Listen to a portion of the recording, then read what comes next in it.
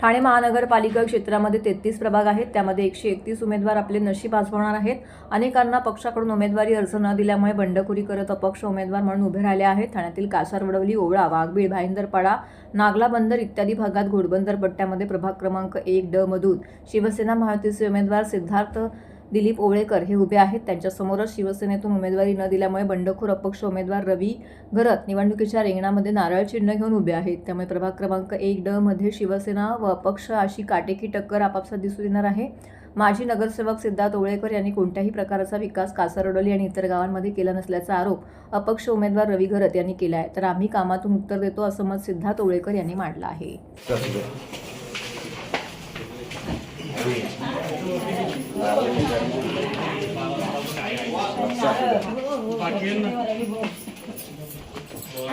कांची वरती नाही गेली ना.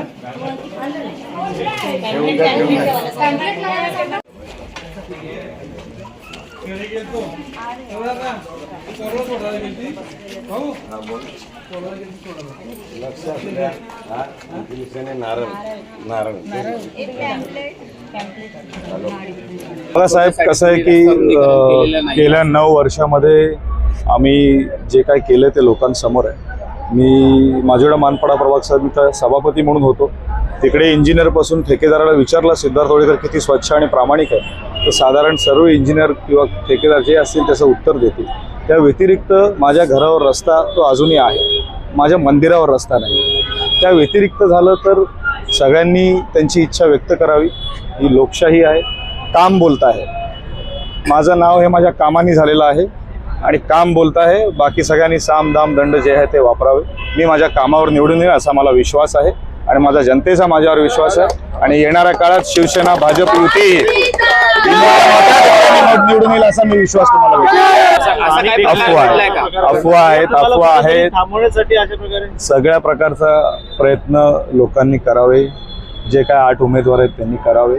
मी असं कोणाला लक्षित करत नाही. आम्ही विकासाच्या मुद्द्यावर लढतोय, पुढे लढणार आणि सर्व शिवसैनिक आहेत त्यांना सामावून घेऊन एक युतीने एक मताने आम्ही पूर्ण पॅनल जो आहे तो निवडून येऊ असा विश्वास मी व्यक्त करतो. नाही, चुकीची माहिती आहे. मी पॅनल नाही उभा केलेला आहे. मी स्वतः इंडिव्हिज्युअल माझी लढाई लढत आहे ना, माझ्या अस्तित्वाची लढाई लढत आहे. कारण मी 2007ला निवडणूक लढवली होती, 12ला लढवली होती आणि माझ्या 17ला जेव्हा मी पक्षामध्ये प्रवेश केला तेव्हा मला सांगला गेला होता का तुला तिकीट भेटणार आहे म्हणून मी प्रवेश केला होता. त्याच्यानंतर मला मिसेसला कॉम्प्रोमाइज करून तिकीट दिला होता.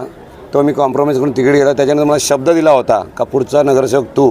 आणि 2 वर्ष मी गेले 5-8 वर्ष मी लगातार काम करत असतानाही मला सांगितलं गेला का याच्या पुढे तूच. कारण शिंदेसाहेबांचा एक स्लोगन होता का जो काम करेन तो पुढे जाईन. त्या स्लोगन माझ्या डोक्यात होता. बाळासाहेबांचे विचार माझ्या डोक्यात होते आणि माझे लाडके घोडबंदरचे आमदार होते त्यांचे विचार माझ्या मनामध्ये आहेत ना. मी त्यांना गुरुवर्ग मानतो माझा. त्यांच्याबरोबर काम करत असताना एवढा काम केला विभागामध्ये का मी कधी 19वी आमदारकी, नंतर खासदारकी, नंतर वापस आमदारकी गेली.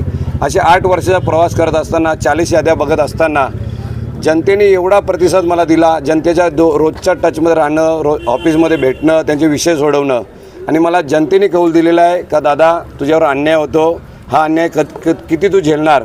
माझा जनतेने मला सपोर्ट केलेला आहे. जनता माझ्याकडे सिनियर सिटीजन असो, यंग क्राऊड असो, माझे पदाधिकारी असो, ते बोलले दादा अन्याय नाही, तुझा विचार केला जात नाही. कोणतरी तुझ्याकडे वडिलांच्या पुण्याही मुला जर तुला सारखा का त्याच्याकडे वडिलांची पुण्य आहे माझ्या विरोधकाच्याकडे, तर बोलतात असा व्हायला चुकीचं आहे ना. मी माझा स्वतःच्या अस्तित्वाची लढाई लढतो मी.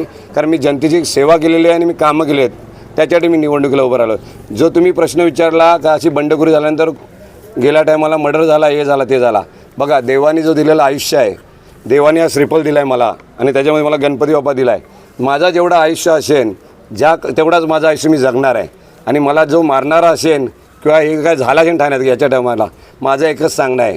क्रांती जेव्हा होते ना, मला एकच सांगणं आहे का एखाद्या माझ्यावर का कार्यकर्त्यावर जो अन्याय झाला आहे तो अख्ख्या महाराष्ट्रामध्ये तुम्ही एकदा विचार करा फक्त का ज्या विभागामध्ये जो कार्यकर्ता काम करतो त्याच्या पदाधिकाऱ्यांना, त्या जनतेला सर्वांना घेऊन, तिथले नगरसेवकांना घेऊन ती मीटिंग होणं गरजेची आहे. का कॅन्डिडेट कोण काम लायकीचं आहे, त्या पात्रतच आहे ते होणं खूप गरजेचं आहे. मला हे मॅसेज द्यायचं आहे. कारण कॅन्डिडेट पात्रता असतानाही त्याचा तिकीट का नाही दिला जात, हा माझा मोठा क्वेश्चन आहे आज सर्व पक्षांना. हे माझ्यावरच नाही झाला, फक्त माझा हे झालेलं आहे. सर्व मला जण बोलतात का तू पक्षात असताना बंडखोरी केली. मी बंडखोरी नाही केली, मी माझ्या अस्तित्वाची लढाई लढतो. मी समोरच्या उमेदवाराला पण मी सांगितलं, मला 17ला मी कॉम्प्रोमाइज केले, या टायमाला तू कॉम्प्रोमाइज कर, तुझ्या बहिणीला तिकीट घे. मी स्वतः त्याच्या वडिलांशी बोललो, त्याच्याशी बोललो, त्याच्या भावजीशी बोललो, पण त्यांचा एकच होता का तुला आम्ही उभा राहून देणार नाही, तुला तिकीट मिळून देणार नाही. बोला मग ठीक आहे, बोला मग माझी अस्तित्वाची लढाई आहे, तुम्ही तुमचा पॅनल लढा, माझे मी प्रयत्न करत राहीन. आणि माझे विकास मुद्दे आहेत आणि मी जे काय सेवा केलेली आहे जनतेची, त्या जनतेच्या विकास कामावर ना सेवेवर मी उभा राहिलेलो आहे. जनता मला कौल देणार आणि 16 तारखेला मी नारळ फोडणार.